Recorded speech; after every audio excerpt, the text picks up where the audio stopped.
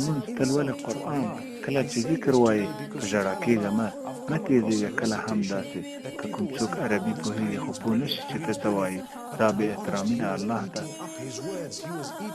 ما ویل همدانن سبحان الله زه تېر شوم په یوه قاري چې خلکو ورته ویل دا سړی ډېر ښه تلاوت کوي خو په رښتیا سره هغه خوړل خپل کلمات او خبرې دا ډېر مشکل و چې په دغه کس پسې ولاړ شي چې دی څه وایي باور وکړئ دا وړتیا نه ده ته کولی شې ختم کړې ټول قرآن په یوه ورځ کې که دا څه تا وکړل حاصل ته ښایي ترلاسه کړي یوازې ګناه. ځکه حدیث دی چې وایي شته ځینې قاریان چې لولي قرآن خو قرآن پر دوی لعنت وایي. څنګه قرآن لعنت در باندې وایي؟ لومړی ځکه عملي کړی دې نه دی په خپل ژوند کې، او دوهم تا زحمت نه دی ایستلی چې ویې لولي په سمه توګه، تا حد اقل کوشش نه دی کړی، ته په تیزه سره روان یې. دا بې احترامي ده. څښتن د هغه کتاب ته هغه څوک دی؟ هغه الله دی، ستا او زما پیدا کوونکی. دا د الله کتاب دی. زما ورونو او زما خویندې، راځئ چې په یاد ولرو له لاسه مه ورکوه ښه والی د خپل اعمالو.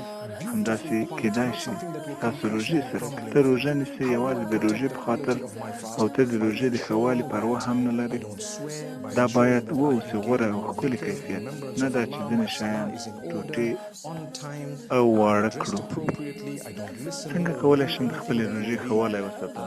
د ډاډمن کېدو څخه چې ښکنځانه کوم، ډېر ذکر کې بوخت کېږم او یاد د الله کې به اوسم. زما لمونځ به منظم او په وخت کې ما اوس په منظمه توګه زه غوږ نه نیسم او نه کړم هغه څه چې تېرېدل دي د احکام د الله، او په عین حال کې زه کوشش کوم چې ډېر کړم ښه اعمال لکه خیرات ورکول او ډېر نور شیان. دا د روژې کیفیت دی. نو روژه لکه د یوه چوکاټ غوندې ده، هغه چوکاټ کې ور اچوي ډېر ښه اعمال او له ورځې څخه خوند اخلي.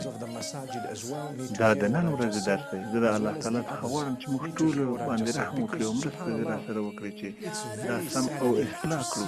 په ځانګړې توګه مساجدو امامان باید واوري څه چې ما وویل، او همدارنګه نور باید واوري هغه څه چې ما وویل، ځکه چې دا ډېر خفه کوونکی دی چې وینې فکر کوي موږ ختم کړو 10 واره قرآن یا 15 یا ډېر په یوه یا دوه شپو کې، یعنې څه ختم شوی وي په مناسبه توګه سره په سم قرائت سره، او ته ویاړ کوي چې وایي د الله په مخ کې په دې توګه، نو الحمدلله.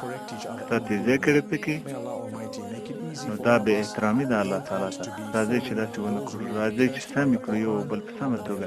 الله دې راته اسانه کړي. موږ نه غواړو چې وګرځو له هغوی چې قرآن لعنت پرې وایي د قیامت په ورځ. موږ غواړو چې قبول شي نه یوازې قرآن بلکې زموږ منځونه، زموږ روژې، زموږ رکوع، زموږ سجدې او هر څه. او همداسې ته باید ډېر ورو ونوسې په ځانګړې توګه کله چې ته امام یې، او هغه خلک چې ستا شاته ولاړ دي چې د پامه دې ونه لوېږي، ادا یې په هغه ډول چې کافي اندازه ښه وي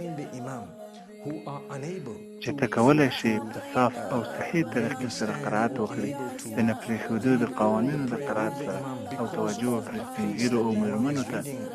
خلک د امام پسې ولي هغه څه چې امام لولي او دوی نشي کوی ودرېږي، ځکه چې امام ډېر تېز او په سرعت سره لولي. ته کولی شي ولولي په کور یا بل جومات کې. خو هغه دلیل چې زه وایم دوی باید داسې ونه کړي، ځکه امام یوازې په یو څو مواردو کې اجازه لري چې لږ تېز شي، خو پرته له هغه دا ګناه کېږي. هر یوه ته په دې حال کې ته عذر لرې، ښه نه یې، معذور یې، ته درېدی نه شي، ته کولی شي په کېناستو یې وکړې. تېزېږه مه، تېرېږه مه د الله د اړیکې څخه، ځکه چې ته نشي کولی الله تعالی د زموږ سپین ږیرو او ناروغانو، مېرمنو او ماشومانو هر څه چې وي دا دې ورته اسانه وګرځي. This was a very important message. أقول قولي هذا والسلام عليكم ورحمة الله وبركاته.